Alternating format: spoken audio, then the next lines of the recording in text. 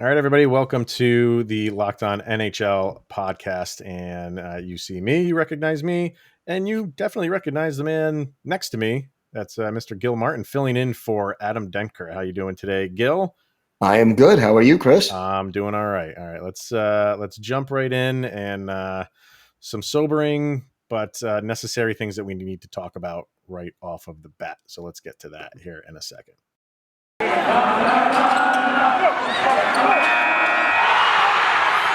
You're Locked On NHL, your daily podcast on the National Hockey League.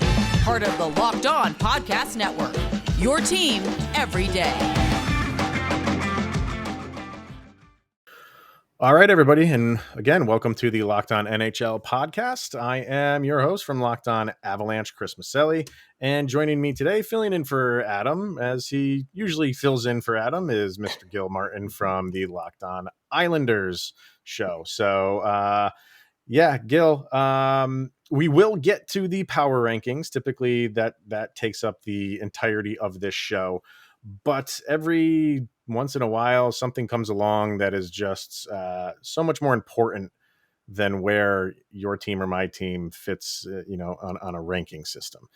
And that has happened this week, and more specifically yesterday, with the issues going on in Chicago with and everything that's happening over there in terms of the sexual assault that's been out in the public now. Kyle Beach came out as the John Doe number one in all of those reports and had a long sit down with who was it that he sat down with? I don't remember who he did the interview with.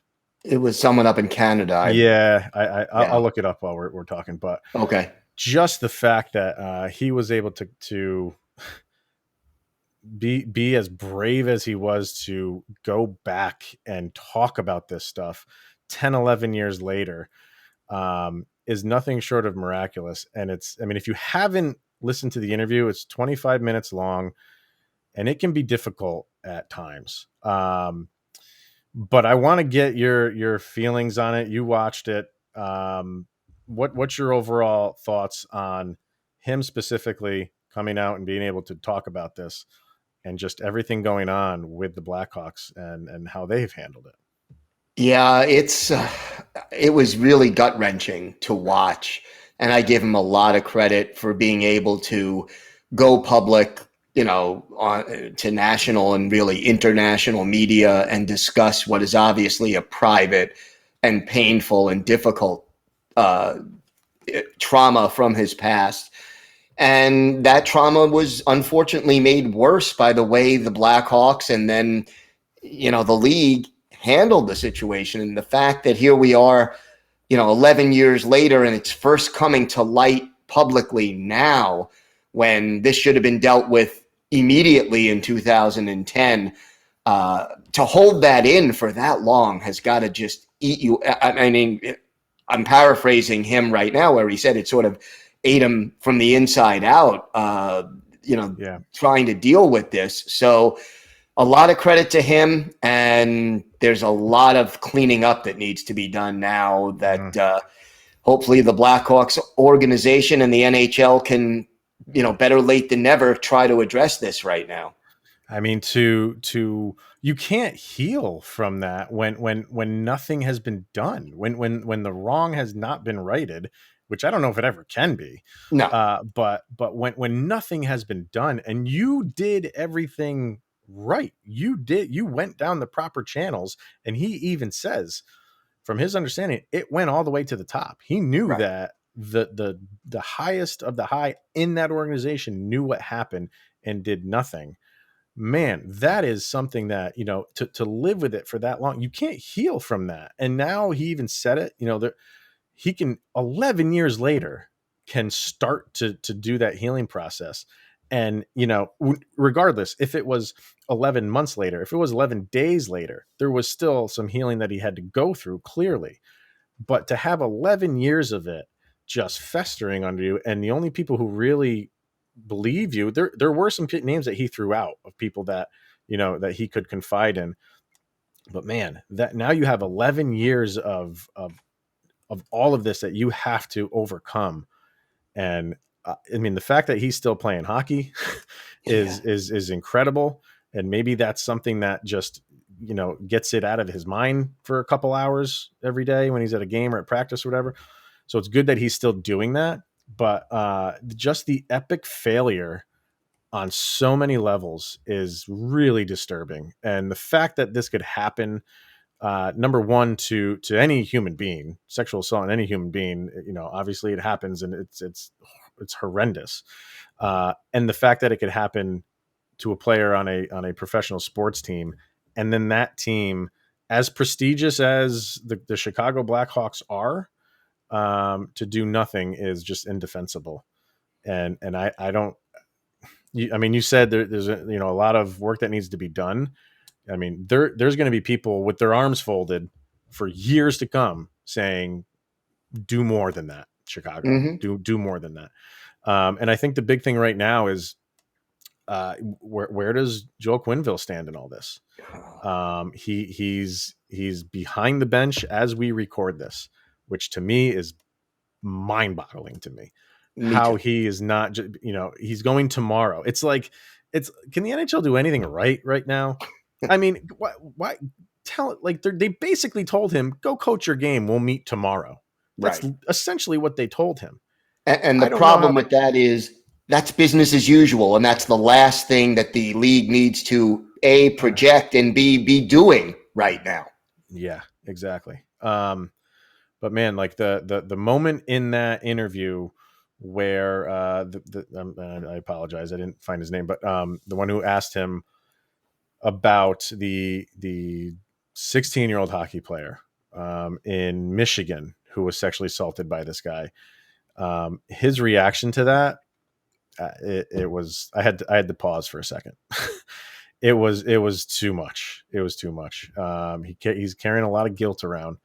A lot of guilt, a lot of shame, but right now he can start that process of healing, but it's going to take a while. But it seems like he's in a somewhat good spot. It seems like he has really good fiance or a wife, I don't know, but who's obviously behind him, and now he's got an entire hockey community behind him too. And that's the big thing that comes out of this. And that's kind of why he wanted to come out, is to help other people. Being an Avalanche fan, Colin Wilson just had a write-up. He did his own write-up in the Players Tribune about him being a drug addict. And the reason he did it was to help other people. That's what happens. Mm-hmm. When you go through stuff like this and you can start to heal, you start to try to help other people that have gone through it too. So he's going to have a ton of support, more support than he ever thought he probably had, which is a good thing. But man, this is a black eye for the Blackhawks and for the NHL, and rightly so. They did not handle this in any way, shape, or form like you would want any company to handle it. It's pretty sad. No. And you mentioned there were so many gut-wrenching parts of this interview, and one of the other ones was when he was describing how this person who assaulted him was part of the Stanley Cup parade, got his day with the Stanley Cup. I mean, like everything was fine, everything was normal, nothing happened here, nothing to see. That is the indefensible position of, well, we wanted nothing to distract us from trying to win the Stanley Cup that year, which is ridiculous in and of itself because a crime has been committed. So let's start with that. Right.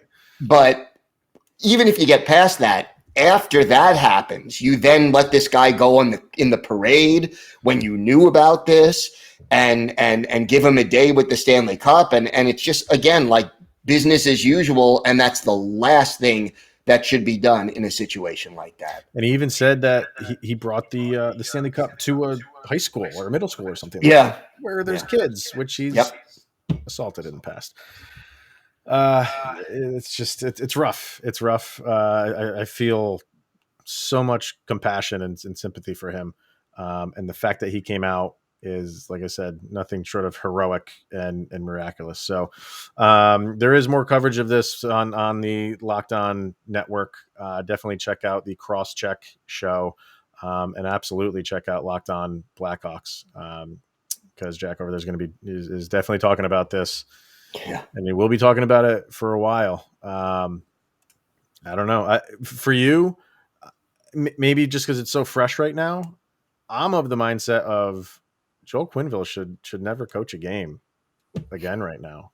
I don't know if that's extreme. I don't think it is. Some people might think that it's extreme, but he specifically knew this. And like you said, they said, they didn't want anything to get in the way of winning a championship.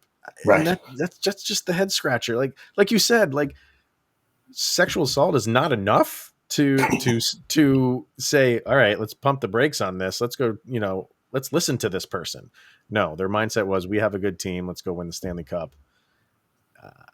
There's so much going on here that I can't wrap my head around it fully right now.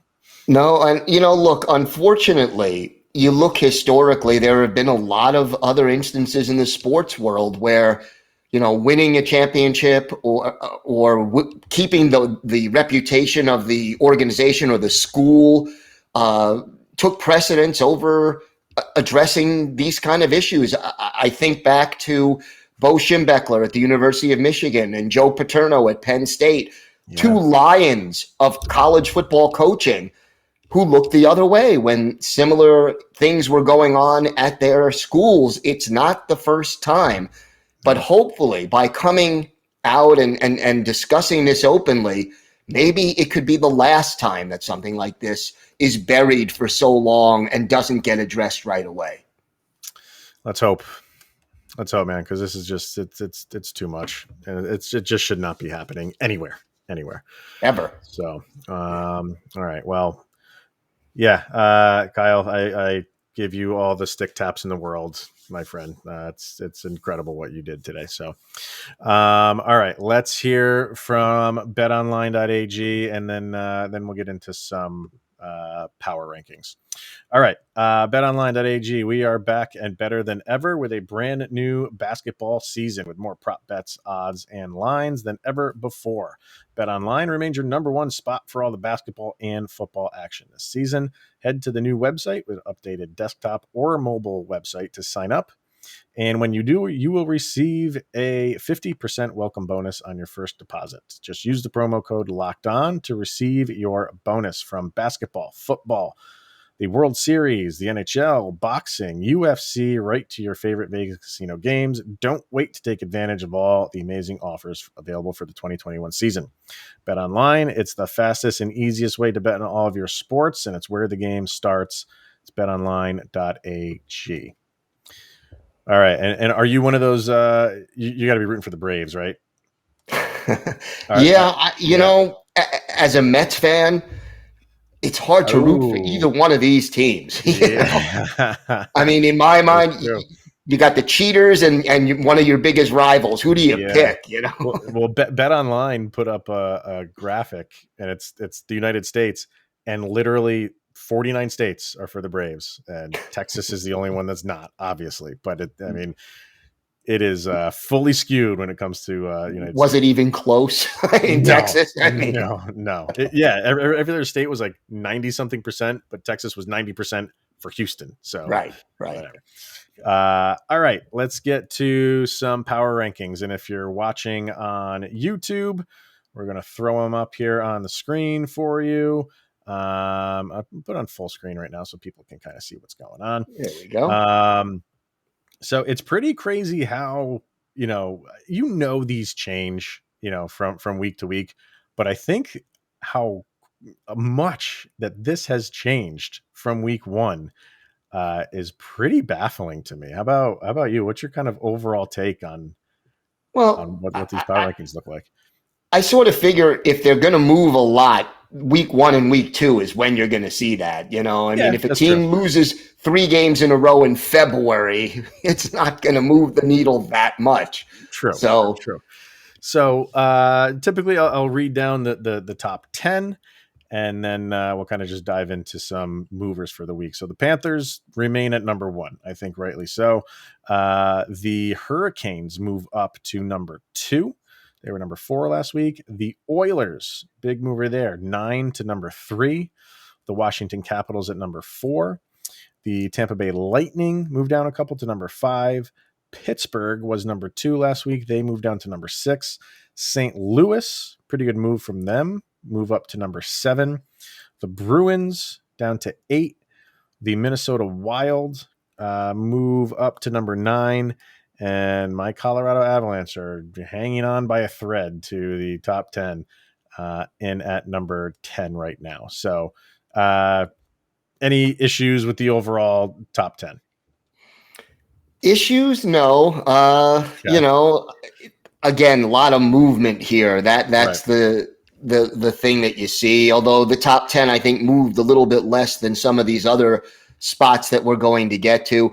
Tough, when you have undefeated teams, it's tough to say that they don't belong in the top 5 or 10. I mean, that's a given. So, Florida coming into tonight hadn't lost a game. How do you say that they're not at or near number 1? It's a tough sell. And when they were number 1 last week, they didn't do anything to lose it. I think that's the thing. Like, unless another team was out there just plowing through teams, they're not going to lose that number 1 spot, at least for another week. We'll see. I think they're playing Boston right now. Let me check the score on that quickly. Okay. I know they were down 1-0. Yeah, I was watching a little bit of that game earlier, and I saw the goal. Yeah. Panthers came back and won it. So Panthers remain undefeated there. They won that one 4-1. So yeah. So kind of diving into kind of other areas of the power rankings. I had the Rangers in the top 10. And they're just out of it. They're at 11. And maybe that was, I can't remember exactly where I had them. I think at the lower end of the top 10, but I thought they are playing very well. A nice comeback win against Ottawa. But I thought they should at least crack the top 10.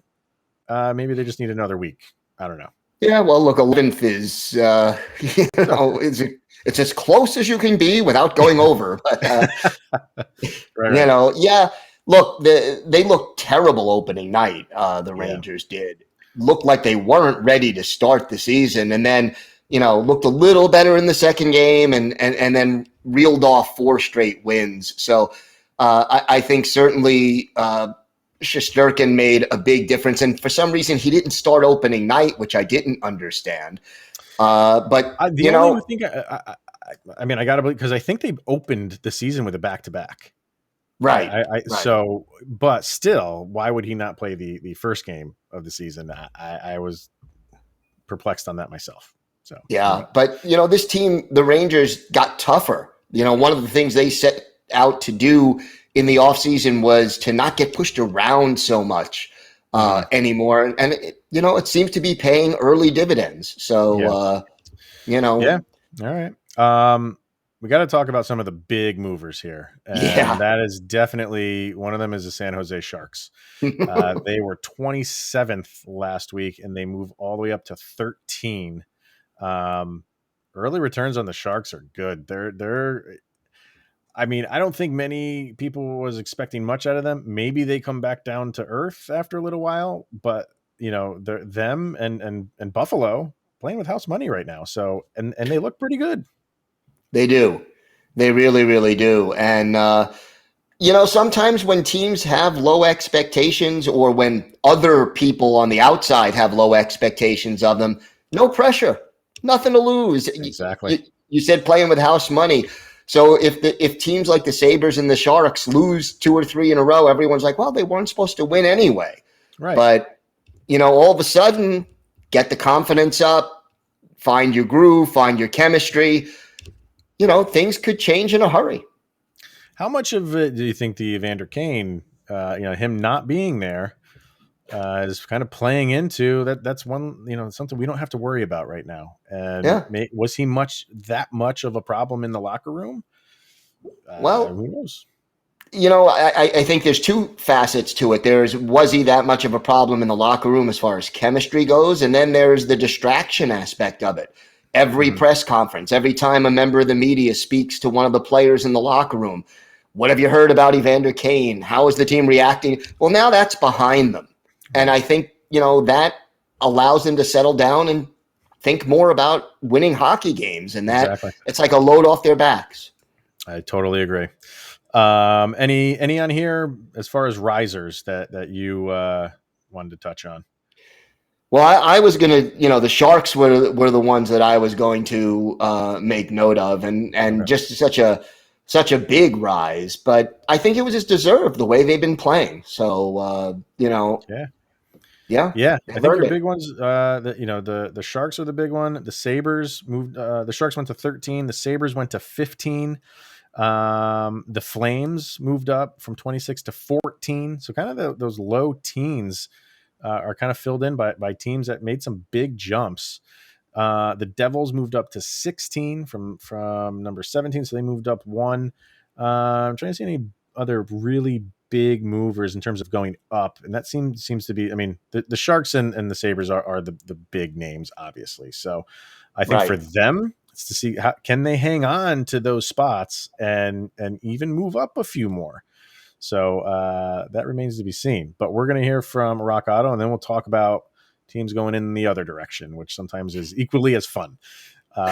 So we'll hear from Rock Auto, and with the ever-increasing number of makes and models, it's now impossible for your local chain auto parts store to stock all the parts that they need. So save time and money and use Rock Auto. Why choose to spend 30, 50, even 100% more for the same parts from a chain store or car dealership? Rock Auto is a family business serving do-it-yourselfers for over 20 years. Their prices are reliably low for every customer. They have everything that you could need, from brake parts, tail lamps, motor oil, and even new carpet. So go explore their easy-to-use website today and find the solution for your auto parts needs. Go to rockauto.com right now and see all the parts available for your car or truck right locked on in the How Did You Hear About Us section, so they know that we sent you to them. Amazing selection, reliably low prices, all the parts your car will ever need at rockauto.com. All right. Teams trending down. I'll let you start this off and see if we're in agreement here with who's not doing so well. Well, the one that jumped out at me, or one of the ones that jumped out at me, is Vegas. I mean, but there's an explanation for that. They have more guys hurt than they do in the lineup right now. So almost. Yeah. Well, Gil, and I talked about this on Locked On Avalanche. You're not getting sympathy from Avalanche fans when it comes to injuries. Oh, no other team's going to give them sympathy.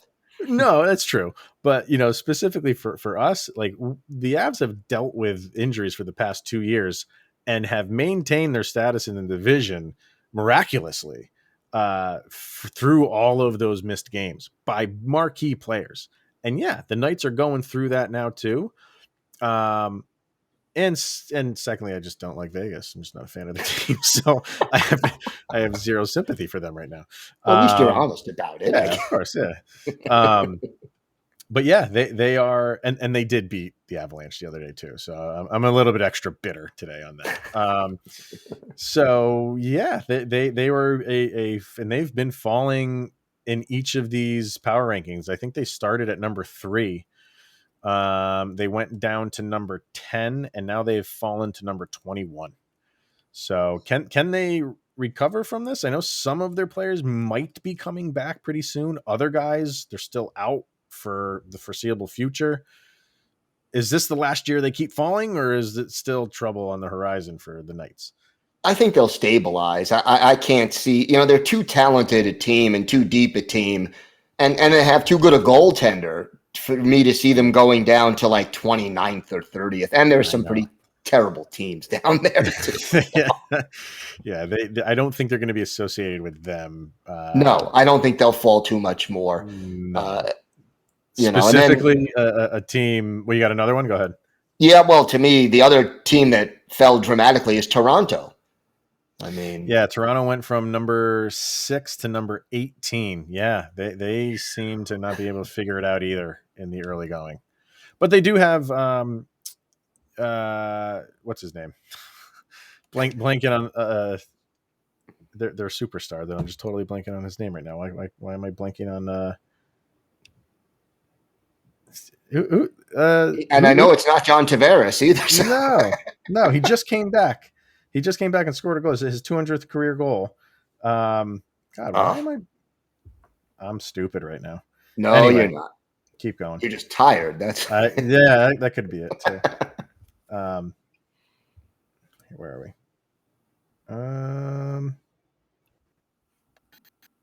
Why can I? Geez, there we go. Just came. Austin Matthews. There we go. Thank you. Thank you. Holy crap. Yeah. I just had Mitch Marner in my head the entire time. I'm like, it's not Mitch Marner. I know. Get Mitch Marner out of your head. So they got Austin Matthews back, and I think I think they should be able to right the ship relatively soon. I agree.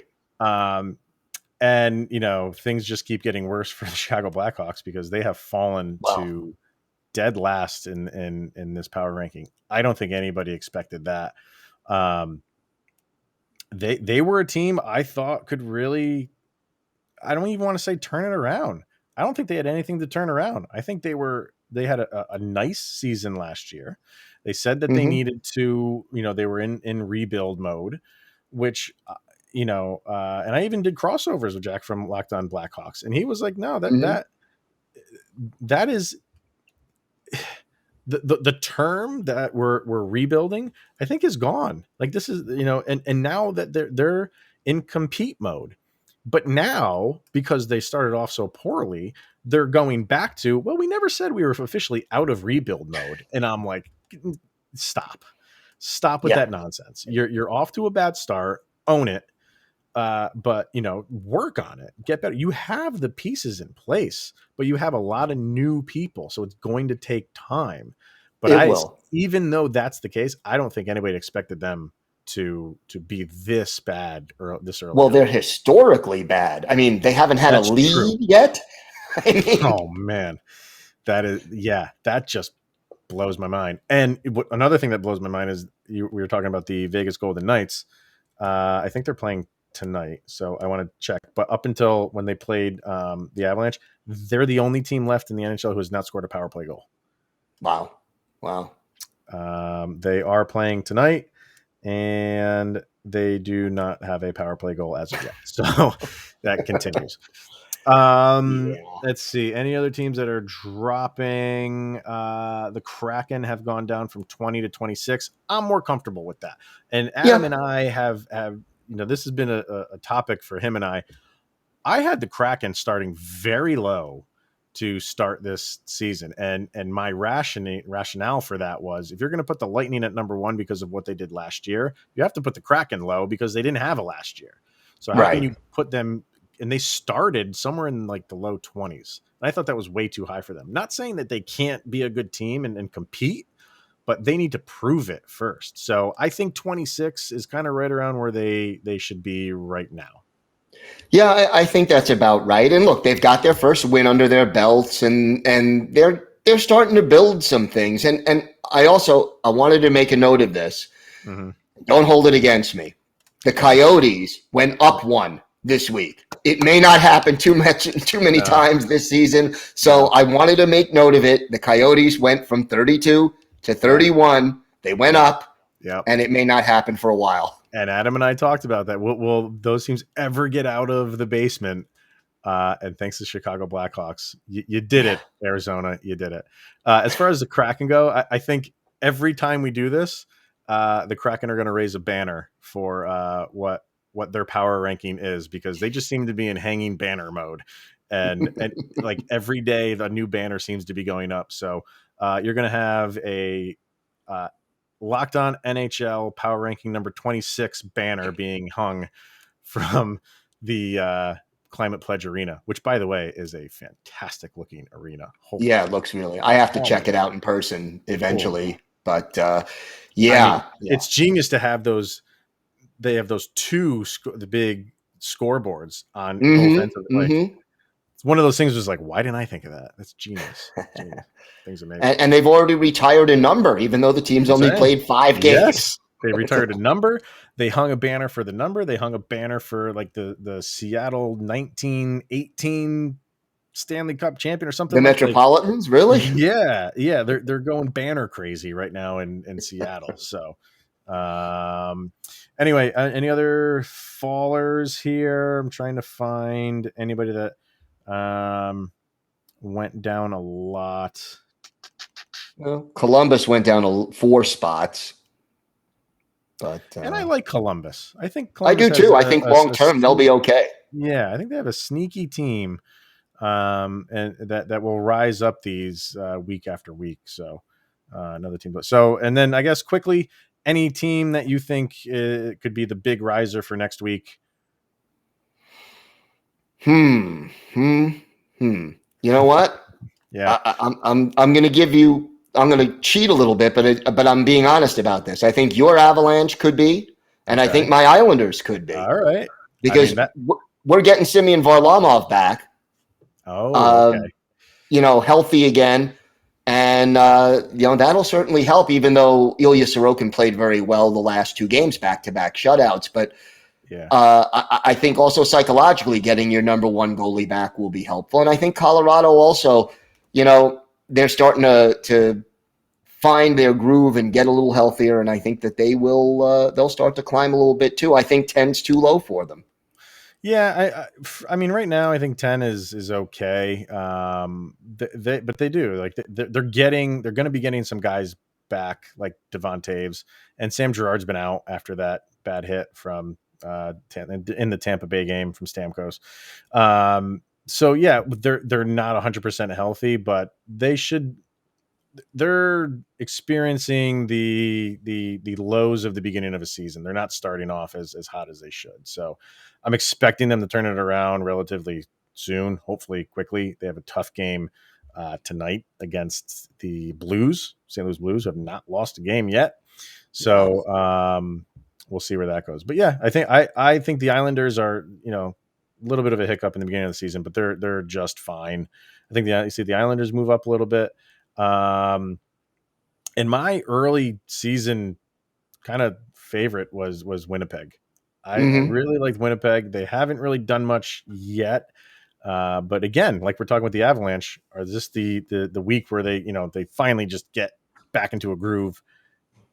Maybe the same thing for Winnipeg. So yeah. And look, Winnipeg 19th on the list. They are definitely more talented than that, and they should be higher over the long run when the law of averages kicks in. So right.